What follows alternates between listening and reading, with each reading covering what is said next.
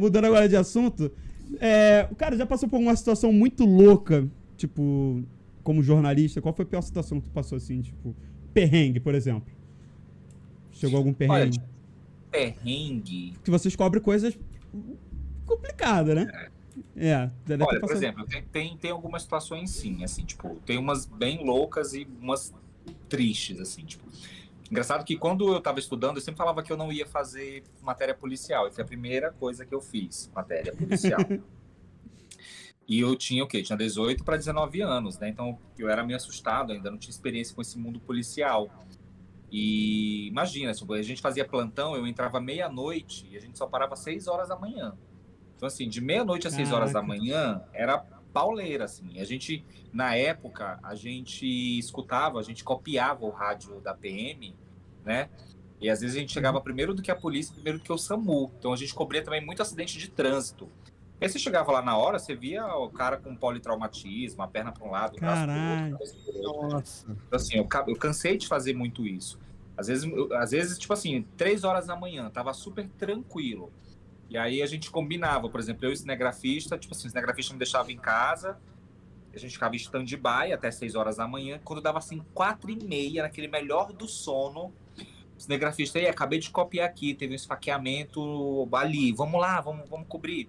Chegava lá, a faca tava cravada ainda, o sangue jorrava, e era meu café da Caraca. manhã, né? Tinha que ver aquele dali e tava certo. Então, Nossa. assim, sempre trabalhei com a desgraça dos outros, né? Isso daí que dava audiência até hoje. O povo que gosta de ver isso na televisão. Não sei que as pessoas gostam Eu tanto não de. gosto, não, Não é particularmente. possível. Não, o pessoal ama. Tipo, Norte e Nordeste é muito isso, né? Esses crimes com requinte de crueldade, que é diferente aqui do Sudeste. Aqui em Sim. São Paulo, por incrível que pareça, a maior cidade do país, não tem tanta matéria como eu fazia lá na região Norte, como lá em Roraima, por exemplo. Aqui é Caraca. mais tráfico de drogas, Que é uma mais parada mais. operação, são essas coisas assim, não é esses assassinatos, essas coisas, enfim. Então, tipo assim, isso era do dia a dia, né? Que pra muita gente, meu Deus e tal. E teve um acidente que me chamou muita atenção. Eu lembro que a gente chegou primeiro do que o SAMU nesse acidente. Eu cheguei lá, o cara ainda tava, sabe, agonizando ali e tal. Aham. E uns 5 minutos depois, a mãe desse cara, ele tava muito louco, pegou a moto e tacou a moto no poste, Cara. sozinho. E aí ele teve politraumatismo, assim, ele ficou todo quebrado, todo arregaçado, a perna para um lado, o braço para o outro, assim. E a Acidente de mãe moto é fogo. Já qualquer e a mãe coisinha já fogo. dele chegou ali naquele momento e viu ele daquele jeito. E aí ela começou a gritar, ela começou a passar mal, e tava só ela, eu e o cinegrafista. Logo em seguida o SAMU chegou. Então aquilo assim, mexeu muito com o meu psicológico. Eu passei uma semana na minha casa sem dormir, eu não conseguia dormir, só imaginando no sofrimento daquela mãe, de ter Sim. visto o filho daquele jeito. Fiquei imaginando se fosse alguém que eu conhecesse, assim, eu também não ia aguentar. E aí eu parei de fazer polícia, porque eu fiquei com um problema psicológico, assim, eu não conseguia. Eu vi Claro. eu Não tem escutava como. uma Já vi a sirene, cena. eu me tremia todo. Então eu parei, aí foi quando eu fui fazer, tipo, apresentei programas, aí, beleza, nunca mais eu fiz polícia. Fui fazer polícia aqui em São Paulo de novo, ó, delícia. E aí, bom, aí é isso. Teve uma vez também que a gente recebeu o chamado de um diretor de escola. A escola estava uma semana sem água.